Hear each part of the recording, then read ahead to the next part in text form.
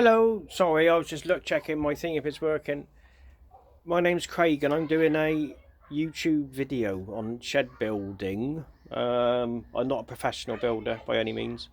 Um, Quite the opposite, really. You know, I've done the odd DIY like anyone else, but I just want to build a bigger garden space, but a nice one, not just a shed. I want it to be a bit of a bit of a quality place where there's, like in this one, there's electric.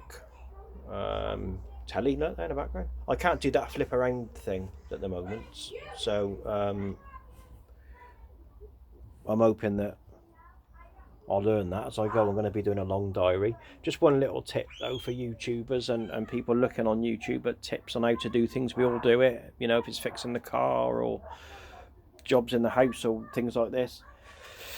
You know, I don't know about anybody else, but I'm always looking at like quick videos. I want to look, you know, I'm in a hurry. I want to get this done.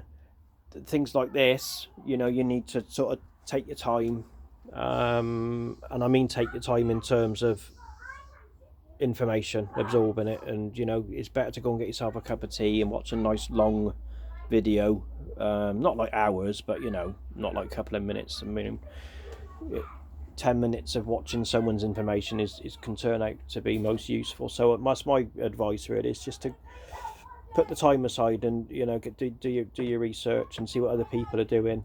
I've certainly learnt a lot of tips from YouTube before even attempted to start this.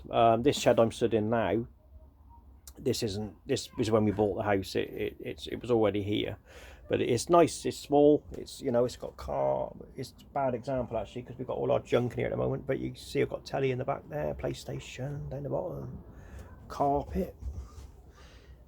Hey, painted it out. It's got like a, you know, it wasn't made for this reason originally. I think it was like an art studio they had, so that's why it's not aesthetically brilliant on the walls, but it's just inspired me just to build a bit of a, no disrespect to the people who had this, it was for what they wanted it for, but I want somewhere a bit nicer, insulated, and you know, a bit bigger as well, and electric like we've got, and also importantly, you know, a nice structure, nice and warm, nice space. The whole family can hopefully use it for different things. I think the kids have already got designs on it for, you can hear them in the background probably,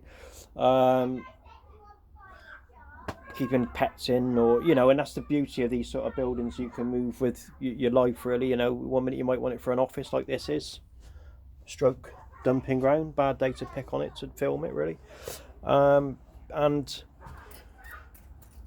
you know, when they get older they might want to do something else with it. So I'll just show you the space now really, so you can see that's the shed itself. It's, you know, it's not a nice roof, it's solid, it's lovely, but I want something a bit bigger. So we're looking now at that space there.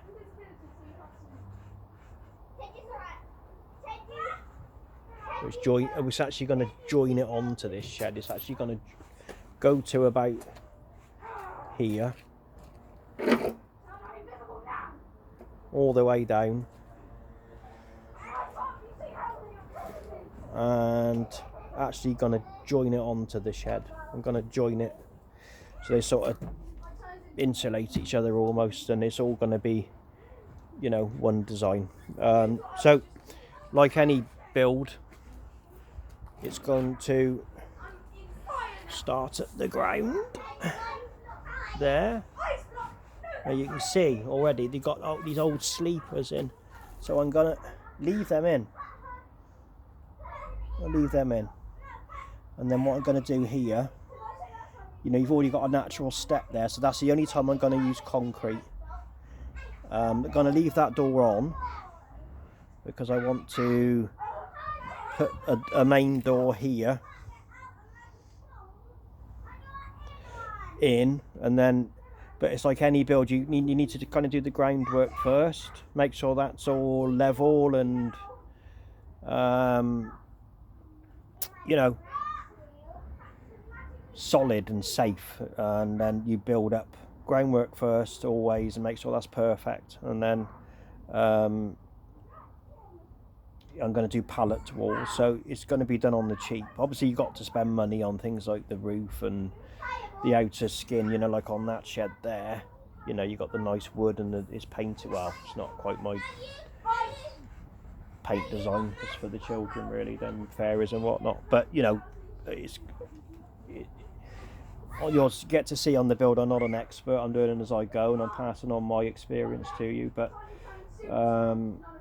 the aesthetics have got to be good though, hasn't it? You know, on that final finish, the outer wall and the roof, it's got to look, you know, pretty nice and in keeping with where you live. It's got to look good, and also it's got to be safe. You don't want the roof to take off, and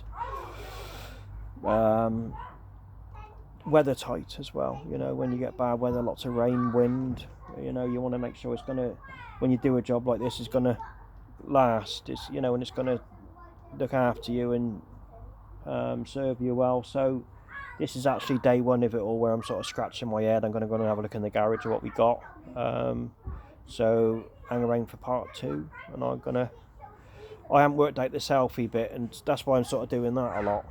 So you'll get a better perspective as I probably learn to use the camera better, really. But it's just a sort of introduction today, and just to let you know that that's my plan, and stick with it. You know, I'm going to be posting something up. I'm going to make little goals and do something every week towards it, weather permitting, and hopefully we'll see a bit of progress each week. And more importantly, I hope it'll sort of inspire people to do the same, or, you know, even if you just get a few tips out of it, then I'll be pleased that it's, you know, it's done serves somebody else a good purpose by watching it. So we're nearly on 7 minutes, so I'll cut off there. Part 2 in a bit. I'm going to take you down the garage and see what bits we got so far.